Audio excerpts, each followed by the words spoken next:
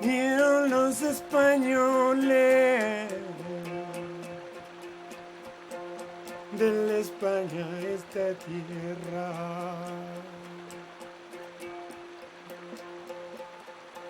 donde hallaron sus querencias y hermosas indias morenas.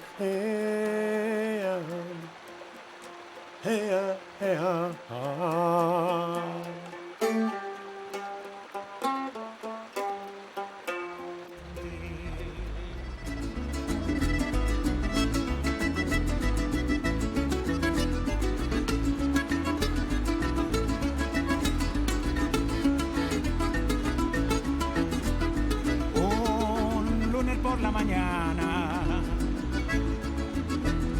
Un lunes por la mañana.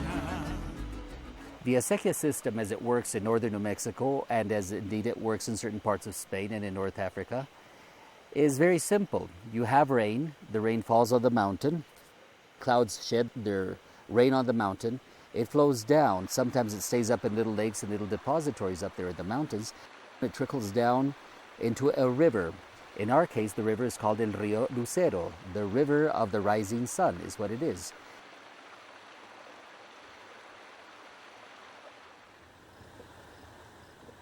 La Acequia Madre, that's the mother ditch is what they call it. It's the big ditch off of which all the little ditches feed. From the Acequia Madre, then you start diverting it to other areas of the valley. Those are called laterales, or lateral subdivisions. Then, of course, those will be subdivided. You come now to a baffle called a compuerta in Spanish. It blocks the river that whenever you're irrigating something, it lets the water through to go into your field.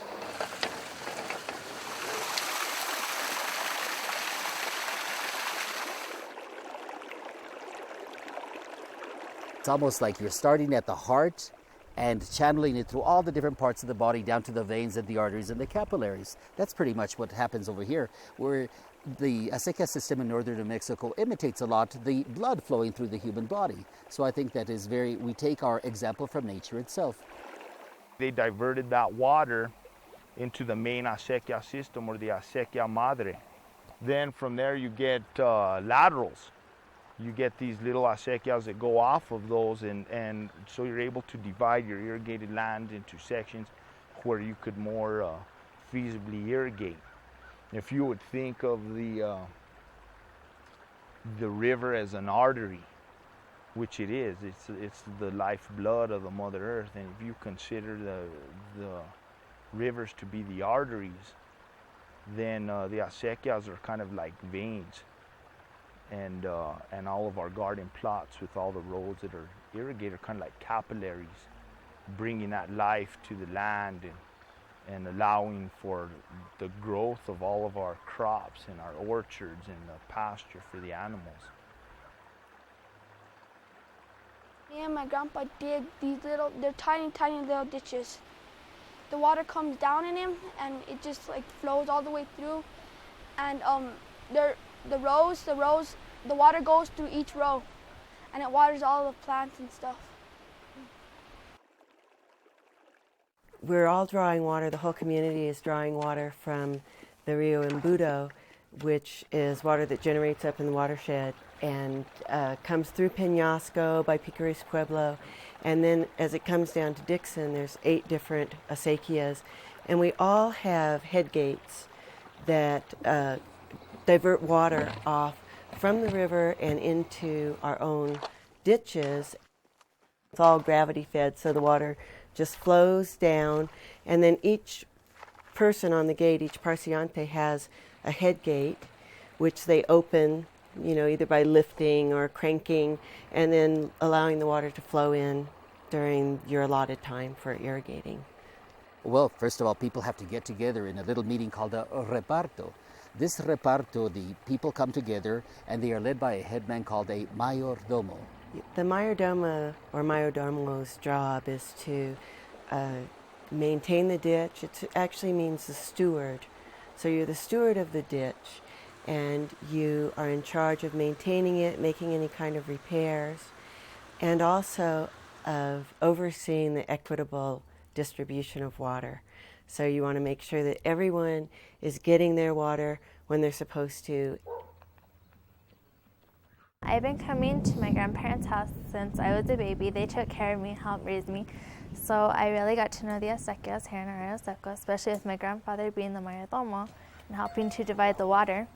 I would occasionally go with him to the reparto meetings, which is where they go to divide the water, and that's where I learned about the Acequias.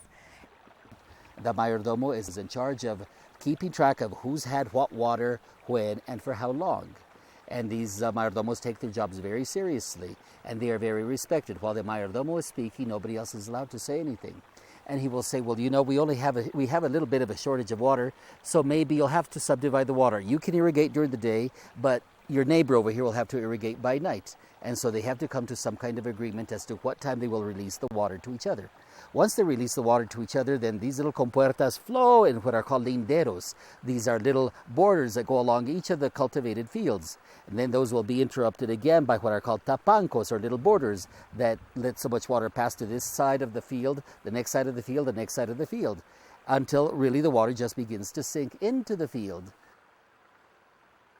You start with a lot of water, lesser water, lesser water, lesser water, until everybody gets their fair share. And it's been going on over here since everyone can remember. You know, it's just always been done this way.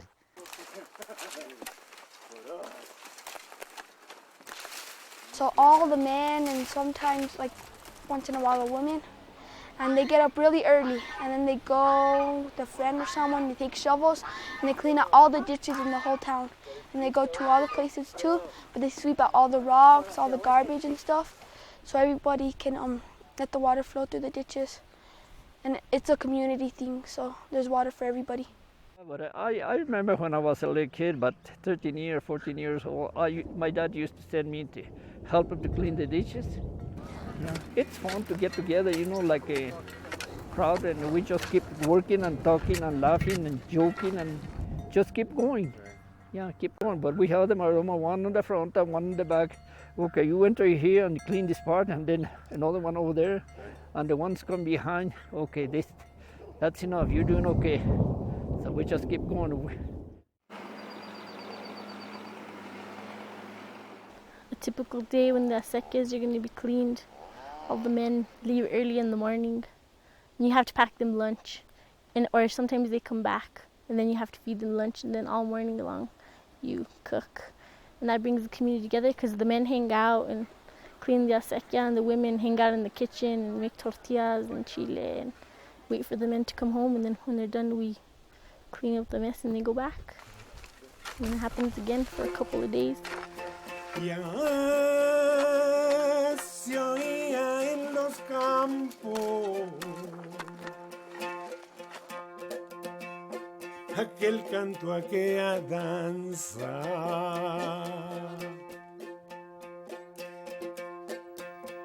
Retumbaba en la montaña, que sangre de Cristo llamaban.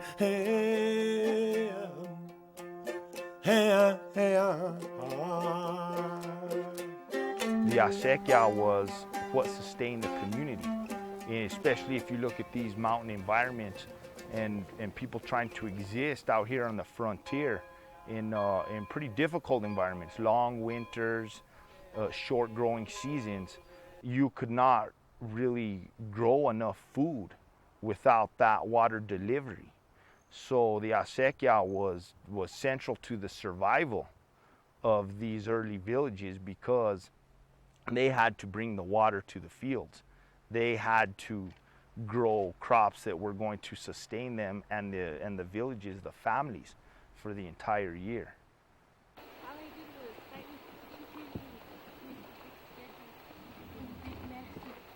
Yeah, I think these traditions are very important to maintain because it's our identity. It really is. It's like who we are. Yeah, the acequias are very important to the community in my Chamisal village.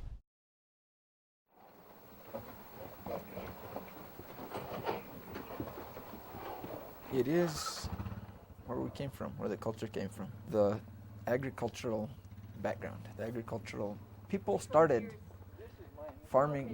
There was no other way to live up here than to grow something and trade it for something else and make a living just off what you could do on the land. It's the roots of where we came from up here.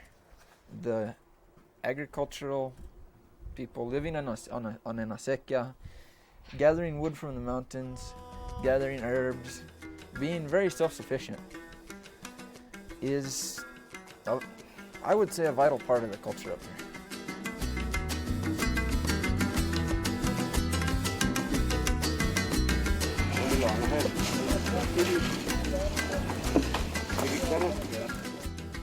So it ended up being a community effort, starting with the cleaning of the acequia. Everyone coming out to clean the acequia. All the men would get together to clean the acequia, so that's their physical health. And then, and the women, amazingly, would be able to feed all of those men, and they would also plaster the houses inside and out. So the women would also do more than their share of the work by taking care of the houses.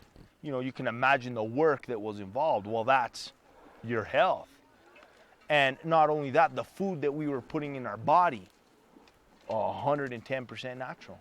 It was coming from our own seeds, from our own soils, our own management. So that you have the combination of the best food and so the best nutrition combined with a good day of work, you have healthy people. Then you want to look at health in the big picture. The acequias are bringing water to the land. This way they're increasing the biodiversity. There's more life here. You look at these apple trees. You know, the Spanish brought these fruit trees, apple trees. There were no fruit trees here before. There were wild plums and choke cherries and elderberries, and so that the native people were gathering. But the Spanish brought apples, they brought pears, they brought peaches, nectarines, grapes. They brought their own kind of plum. They brought cherries. All of these trees, you know, they increased the biodiversity of the area, you know. So, and then also the health of the people, and then the birds and everything that gets to eat off of these as well. You know, so you look at all the different things that were brought, all the living things, all the animals that came and provided, you know, tillage and provided the natural kind of fertilizer, and also increased the biodiversity. So the acequias in being the basis of our culture, of our life ways, giving us the nutrition and all the things that we've come to appreciate that made us who we are, that's one aspect of the health. But then if you look at the health the acequias bring to the landscape by increasing the biodiversity,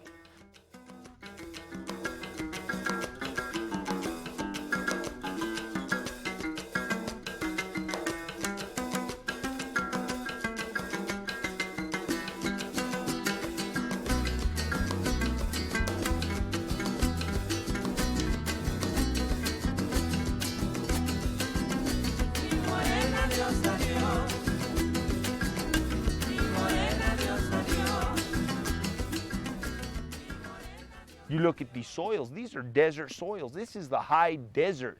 This has always been a desert.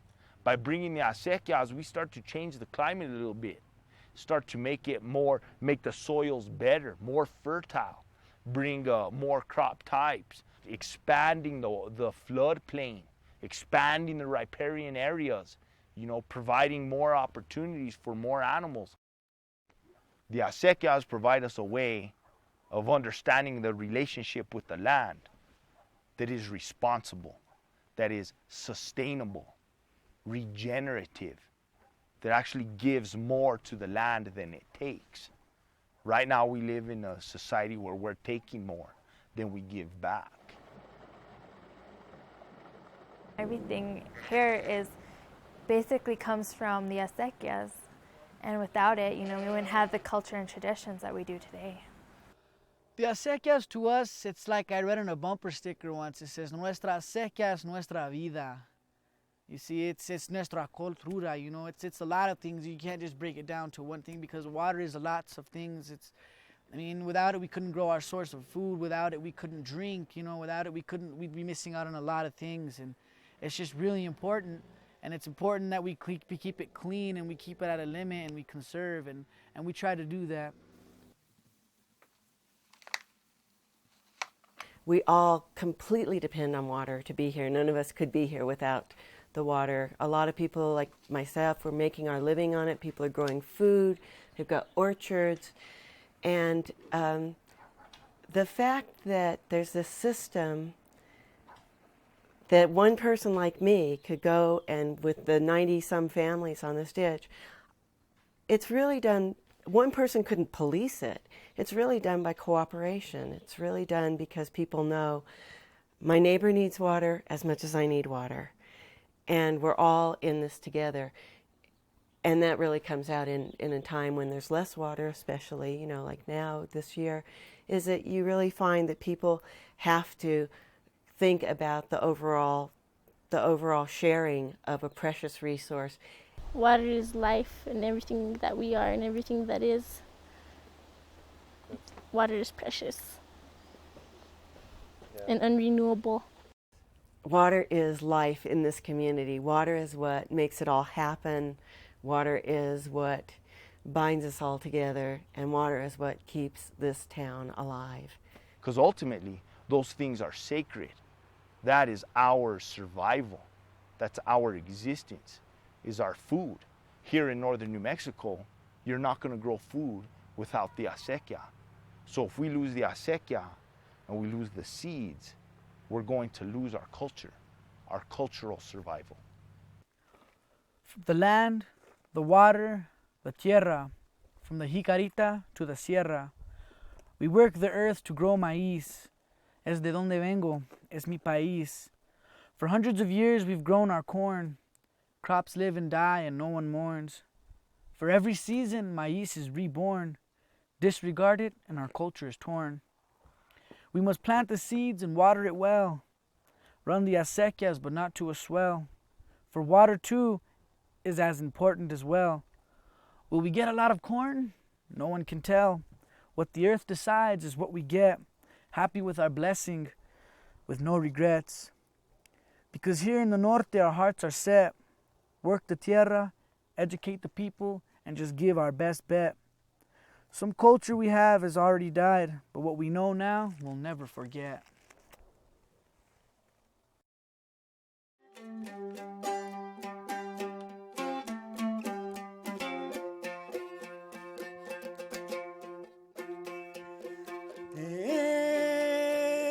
Españoles y cumanches,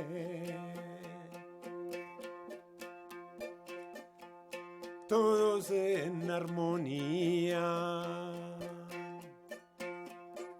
se juntaban a cantar y a bailar con alegría. Ea, ea, ea,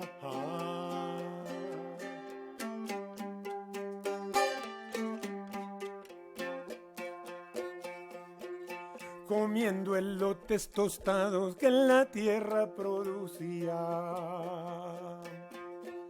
machucando carne seca de cibolo que había. Ea, ea, ea,